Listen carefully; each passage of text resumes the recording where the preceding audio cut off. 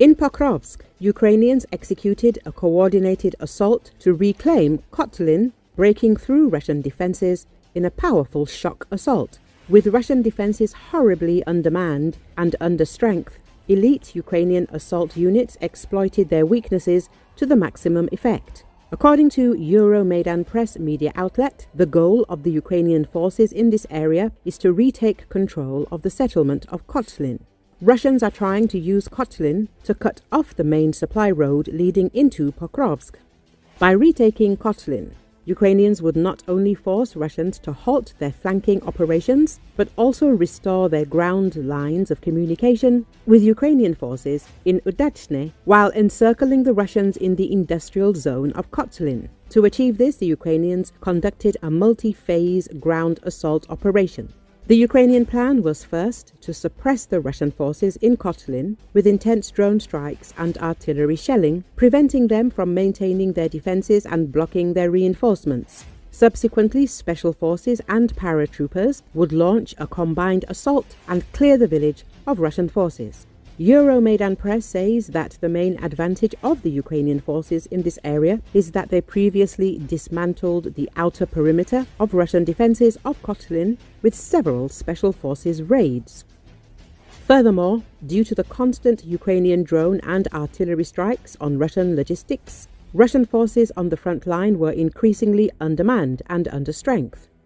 Russians could only maintain a platoon-sized force of 40 to 50 soldiers in the town, roughly a quarter of what they would need to mount a proper defense. Additionally, as Russian forces could only move to Kotlyne on foot, they had been unable to strengthen their defenses with any heavy weapons, leaving the Russian soldiers in Kotlyne dangerously outmatched.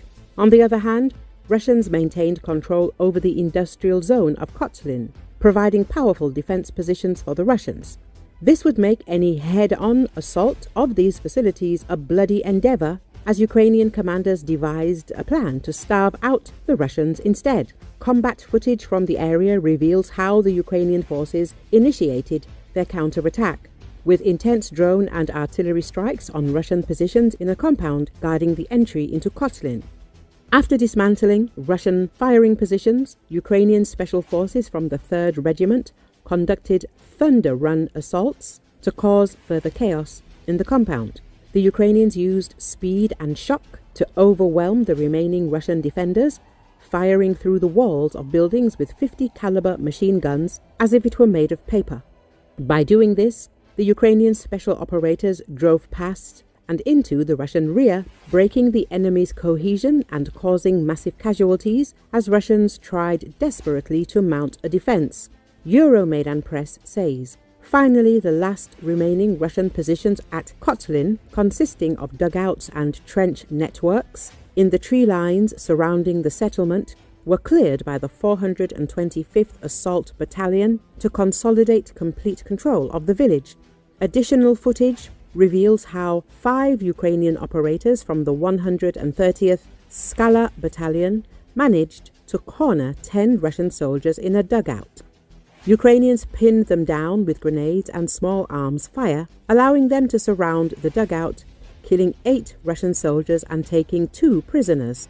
In the end, Ukrainians successfully recaptured the northern part of Kotlyne and are currently actively working to clear the thick tree belt along the railway line to the south.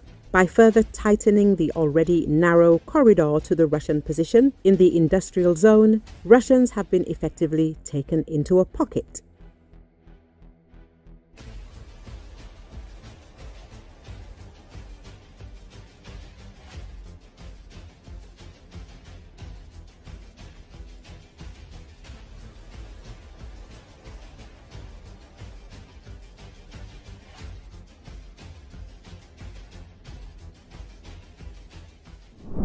British Prime Minister Keir Starmer rallied his European counterparts Sunday to shore up their borders and throw their full weight behind Ukraine as he announced outlines of a plan to end Russia's war.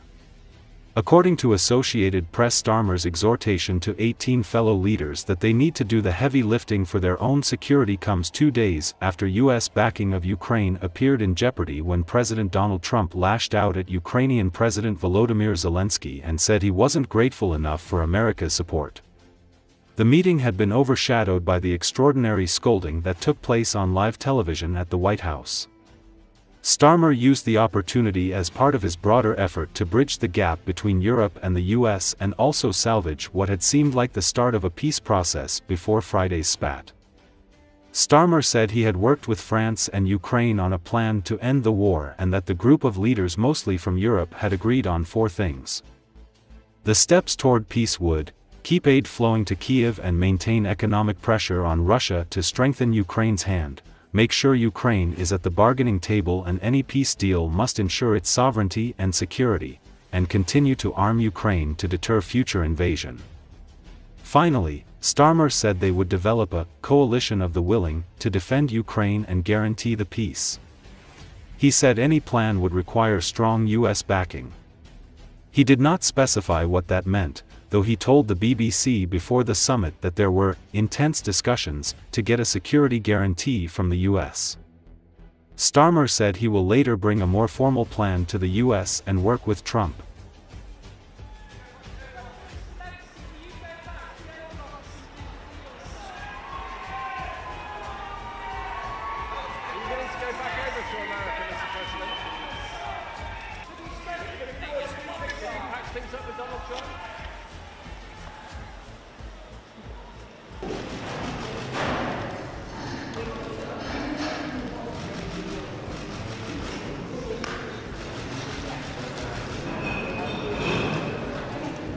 British Prime Minister Keir Starmer called a summit of European leaders in London a once-in-a-generation moment for the security of Europe.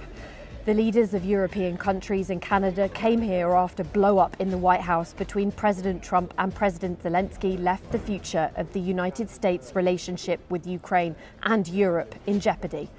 Starmer said he, French President Emmanuel Macron and Zelensky agreed to work on a plan to stop the fighting, which they'll take to Trump.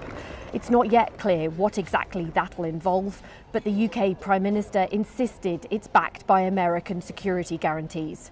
Starmer himself has agreed to spend around $2 billion to supply Ukraine with more air defence missiles, but it's not clear what the UK and European countries themselves are prepared to commit. There's little detail on who would be involved in what Starmer called a coalition of the willing and on the number of troops or weapons they'd stump up for Ukraine. And even then, if all the leaders agree on a plan, there's no guarantee Russian President Vladimir Putin will stop fighting and sign up to it. In recent days, we've agreed that a group of us will work with Ukraine on a plan to stop the fighting and then discuss how we can deliver a just and enduring peace together, and to make sure Ukraine can defend and deter against any future Russian. And we're going to believe that we can